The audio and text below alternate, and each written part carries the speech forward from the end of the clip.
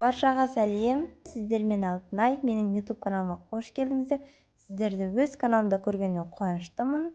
Қазақша каналдың дамуына үлестеріңізді қосып, менің YouTube парақшама тіркеліп, қолдап, достарыңызбен бөлісе отырыңыздар. Менің YouTube парақшамда бұдан да басқа көптеген рецепт түрлерін көре аласыздар. Бүгін сіздерге қуырылған баклажаннан керемет салат рецептін бөлісетін боламын. Сіздерде міндетті түрде жасап көріңіздер. Дастарханның дәмін, сәнін келтіретін өте дәмді баклажанды бірге қуырып, бірге салат жасап көрейік. Сіздерде міндетті түрде жасап көріңіздер. Үйдегілерге ұнайтынына сенімдімін. Ең алдымен өздеріңізге қалаған баклажанды аласыздар. Көп қоссаңыздар да болады, бірнеше қоссаңыздар да болады. Сосын сыртын ашсаңыздар да болады, ашмасаңыздар да болады. Өз қалауларыңыз бойынша. Мен бір баклажанды алдым, ортасынан бөліп, біреуін сыртын ашып, ал екіншісін сыртын ашқан жоқпын. Өз қалауым солай болды. Сосын осылай жақсылап турап алатын боламыз. Жақсылап турап болғаннан кейін үстіне мұздай, яғни салқын суымызды құйып, шым-шым тұз салып, 15 минутқа демдеп қоямыз, яғни бұқтырып қоямыз. Тұзы баклажанға сіңу үшін.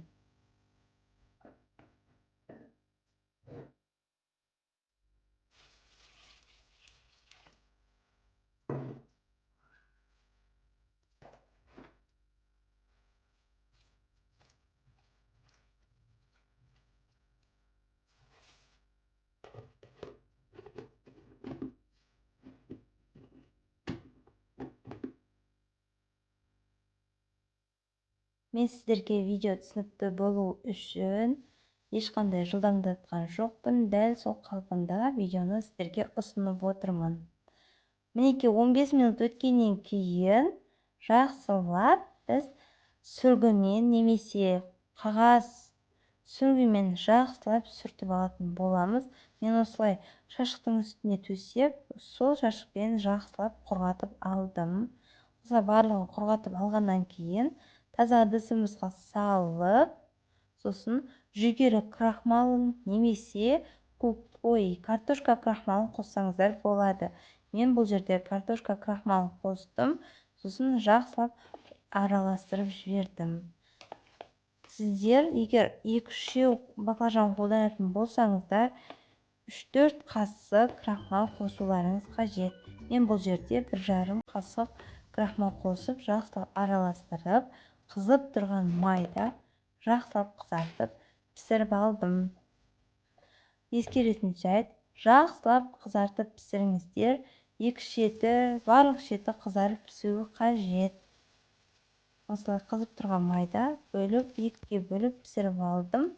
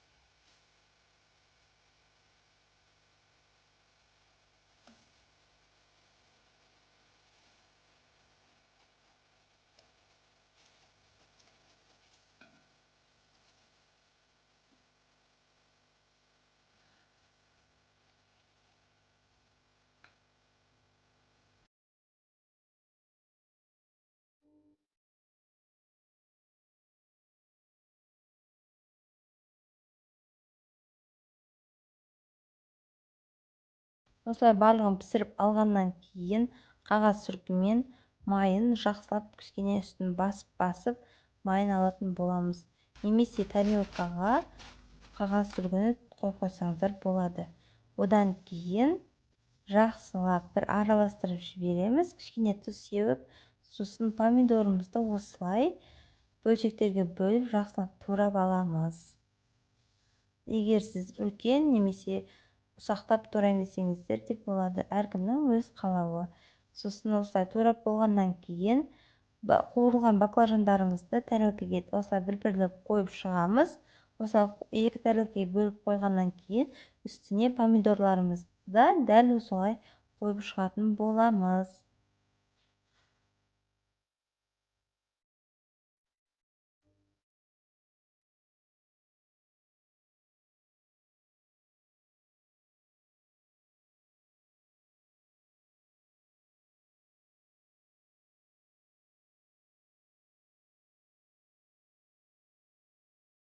Осылай қызанақтарымызды орналастырып болғаннан кейін өздеріңізге ұнайтын кез келген жапырақ түрін қолдансаңыздар болады, яғни көкөністі.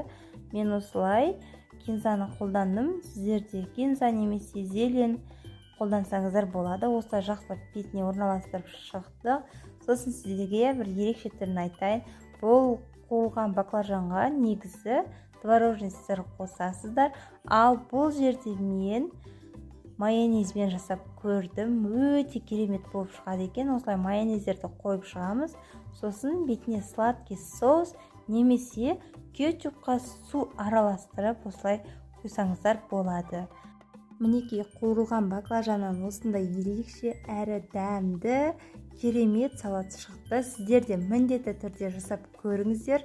Жасалу жолы өте оңай, қарапайым. Ал ас болсын, менің парақшама тіркеліп қолдап кетіңіздер, және де қоңыраушаны басып менің шыққан видеоларымды көріп отырыңыздар. Менің YouTube каналымда көптеген рецепт түрлерін көре аласыздар. Ас болсын, сіздермен болған Алтынай.